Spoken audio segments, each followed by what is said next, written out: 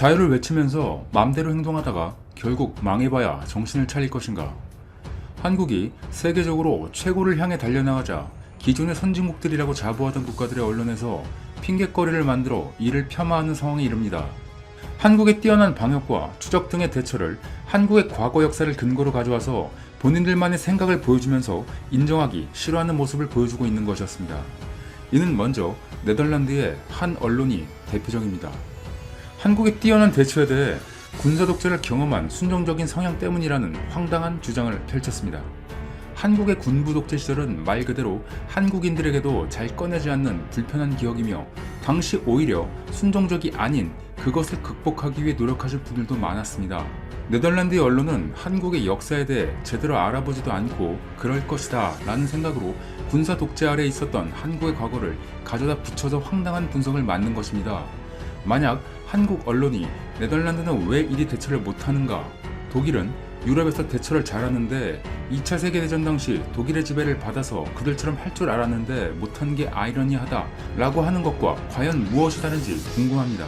네덜란드는 아니라고 하겠지만 이러한 보도가 나가고 있는 것에 대해서는 아무래도 지금까지 아시아에 대해 저평가를 해왔다가 그들 중에 한국이 너무 상황을 잘 대처하고 있는 것에 대한 일종의 시샘과 같은 평가라고 할 수 있을 것입니다. 하지만 이를 다른 시각에서 보는 언론도 있었습니다. 영국 가디언지에 나온 기사를 언급해 보겠습니다. 2차 세계대전 이후 서유럽에서와 달리 복지체제 구축은 나라를 통치하는 독재 정권의 우선순위가 아니었다. 아시아의 많은 개발도상국들처럼 산업화와 경제성장에 중점을 두었다. 동시에 독재 정권은 공공인프라에 많은 투자를 하여 한국의 성장하는 산업에 없어서는 안 될 것으로 보았다. 1987년 군사독재 정권이 무너진 것은 전국적인 시위가 잇따르면서 생긴 결과였다. 1990년대와 2000년대 내내 한국은 미국 쇠고기 수입에서부터 2014년 여객선 사고의 정부 관리에 이르기까지 광범위한 문제에 반대하는 수많은 대규모 시민 시위를 보았다. 이 집단 동원 시위의 정점은 이전 정부인 박 전 대통령에 대한 시위였다. 2016년 12월 3일 약 230만 명의 사람들이 거리로 뛰쳐나와 전체 인구의 4%에 육박했다. 이런 것들이 결과적으로 박 전 대통령의 탄핵과 투옥으로 이어졌다. 따라서 1990년대 이후 한국 정치는 시민들이 국가와의 관계에 점점 더 대담해져 정부가 그들의 안녕을 심각하게 받아들일 수밖에 없었던 식으로 특징될 수 있다. 이것이 가장 두드러진 분야 중 하나는 대중교통, 에너지, 건강관리 분야다. 일반인에게 있어서 이것은 모든 시민들이 즐길 권리가 있고 납세자들의 돈으로 지불되는 일상적인 서비스들이다. 아이러니한 점은 수년 동안 한국인들은 세계 수준의 공공서비스를 갖는 것이 더 민주적이고 더 서구적이 되는 것이라 믿었다는 것이다.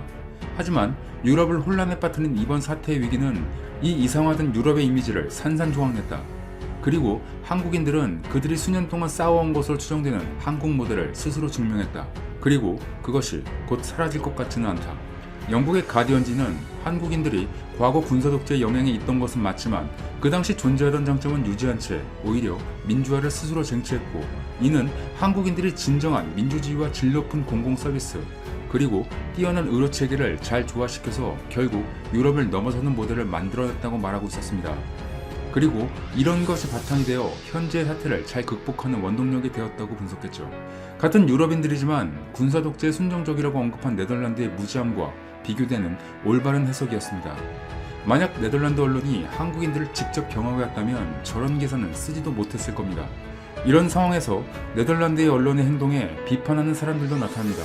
네덜란드의 대학 교수는 오히려 네덜란드인이 더 순종적이라며 일축했습니다.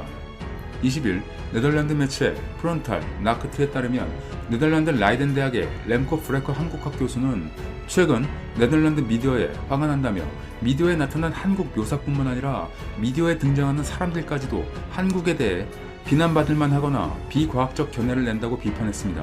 브레코 교수와 네덜란드 교민의 SNS 등에 지적된 네덜란드 현지 매체는 한국의 성공적 대처를 이렇게 말합니다. 한국인은 통제에 잘 따르고 집단성이 강해서 한국의 발전된 의료체계는 북한 때문이다. 군사독재 경험으로 사생활 침하에 둔감하다 등으로 설명했습니다.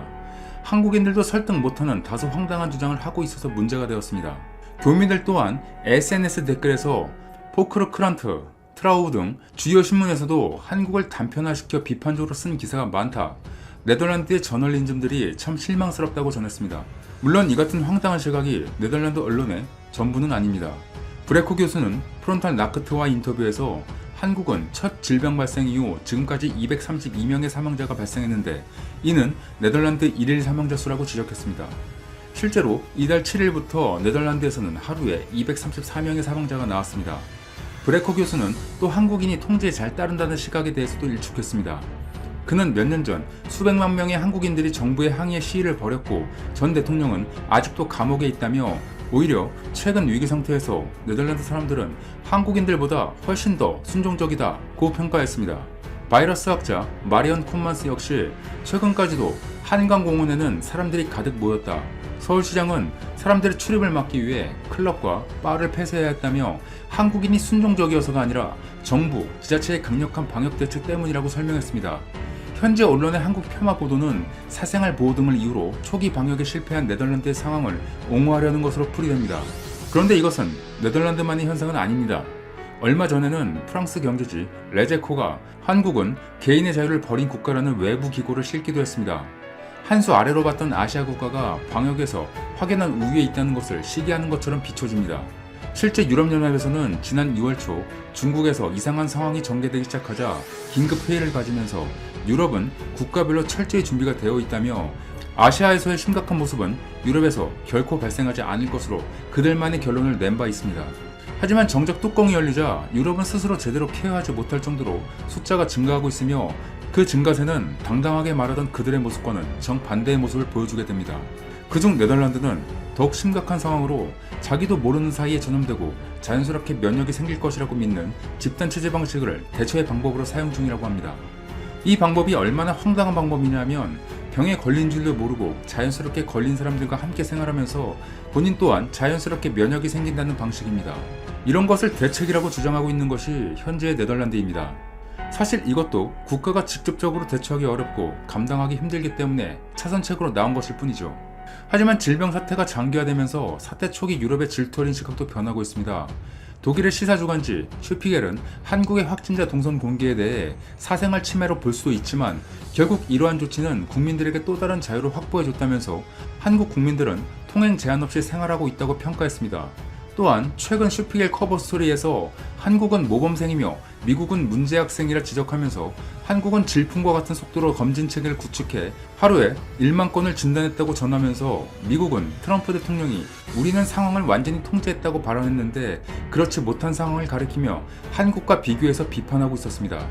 여기서 흥미로운 점은 독일이 한국의 노하우를 확실히 흡수한 다음에 미국보다 독일 자국이 위에 올라서자 본격적으로 트럼프 행정부를 비판하기 시작했고 이에 한국이 중요한 사례이자 무기라는 것입니다. 이와 같이 한국은 유럽 최고의 방역국인 독일에게조차도 현재 상황의 멘토와 같은 국가가 되어 그들의 관심의 대상이 되어 있습니다. 이렇게 행동하는 독일은 다시 말하지만 현 상황에서 유럽에서 가장 대처를 잘하고 있는 국가입니다. 네덜란드나 프랑스 등이 따라하지 못하고 있죠. 그런데 독일은 한국의 능력을 인정하고 이번 사태에 한국의 대처 방식을 배우고 가져와서 사용 중에 있습니다. 한국이 독일에게 한국의 대처 방법의 노하우를 교육해주고 전해주자 독일 당국은 그 방식을 불과 2주 만에 그대로 적용해 한국과 같은 방식으로 중앙 통제를 하게 설정했습니다. 또한 독일 언론도 한국에 대해서 끊임없이 파고들고 있습니다. 그렇다면 네덜란드 같은 국가들이 잘 알지도 못하면서 주장하는 핵심은 무엇일까요? 한국의 이번 대처는 자유를 제한한다는 것입니다. 그렇게 자유를 좋아하는 유럽이라서 한국이 현재 상황에서 자유를 제한한다고 안타깝게 보는 것일까요? 실제로 한국은 국민이 순종적이 아니라 단합이 잘 되는 것으로 봐야 하겠죠. 개인의 자유권은 타인에게 피해를 주지 않을 경우에 하나여 행사할 수 있다는 것인데 바로 자유민주주의 국가의 자유권 행사의 기본입니다. 또한 자유권도 기본권 중의 하나라 헌법 37조 2항에 의해서 상황에 따라 제한 가능한 비절대적인 권리입니다. 한국인들은 단합을 해서 빠르게 이번 사태를 확실하게 극복하려는 의지를 가지고 행동하는 것입니다. 유럽은 통제를 한다고 해도 말을 제대로 듣지도 않는 상황이며 사생활의 침해 등의 개인의 기본권 침해를 제한하는 것을 이번 사태 해결보다 더 높게 가치를 투영하는 것일 뿐입니다. 물론 그들이 틀렸다는 것은 아니지만 그들의 선택에 대한 대가는 치러야겠죠. 한국보다 느린 대처와 이에 따른 확진자 및 사망자의 증가 그리고 그에 따른 부수적인 영향들을 감수해야 하는 것이죠. 이 정도도 감수 못하면서 타국의 대처를 이래라 저래라 하는 것은 단순한 비판을 넘어 본인들이 우물 안의 개구리라는 것을 인정하는 것밖에 되지 않습니다. 특히 네덜란드는 제대로 대처 못하는 것으로 유명한 국가이기도 하죠. 얼마나 관리가 안 되는 상황인지 여행객들이 오지 못하도록 네덜란드의 국화인 튤립도 다 갈아엎고 있으며 점퍼들도 폐점을 하는 중이라 거의 폐기 처분 중입니다. 또한 대부분 아픈 사람이라는 오해를 받기 싫어서인지 마스크를 끼라고 해도 끼지도 않고 야외 활동을 하고 있죠. 또한 현지인들은 휴지와 음식 등의 사재기도 심각하다고 합니다. 정부에서도 집에 있으라고 권고하지만 이를 듣지도 않고 돌아다니면서 파티를 하고 있다고도 하죠. 확진자는 진작에 한국을 뛰어넘은 지 오래인 상태입니다. 이번 사태는 한 국가에서 완벽히 방역했다고 해결되는 문제가 아닙니다. 전 지구적 협력이 필요한 상황이고 해외 방역 성과를 통해 전 세계적 유행을 낮추는 것이 가장 중요합니다. 한국은 이런 상황에서 최대한 협력을 하는 상황인데 마스크도 제대로 사용하지 않는 국가가 한국에 대해 이런저런 얘기를 하는 상황이 인식이 제대로 없는 것으로 평가됩니다. 이는 흡사 우리 옆에 존재하는 국가인 일본의 모습을 보는 듯도 합니다. 일본도 한국의 방역의 성공적인 모습에 대하여 초반에는 좋지 않은 기사를 내보내거나 믿을 수 없다는 반응을 보였지만 실제로 한국이 세계적으로 인정받는 것을 넘어 다른 국가들에게 노하우 전수 등 선두주자로 두각을 보이자 아예 잘 언급을 안 하는 모습을 보여줍니다.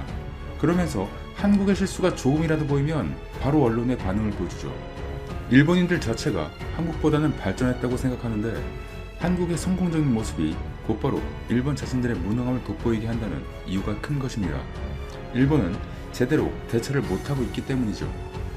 타국이 이렇게 잘못된 생각을 가지고 있어도 결국 한국의 도움이 필요할 것이고 이에 상관없이 한국은 현재 발전된 시스템과 시민인식을 바탕으로 전 세계에서 이 분야의 정상의 자리에 위치할 것입니다.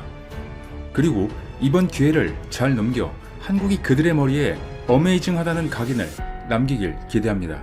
이상 이슈트래커였습니다. 끝까지 영상을 시청해주셔서 정말 감사드립니다. 더 좋은 영상으로 찾아뵙겠습니다. 감사합니다.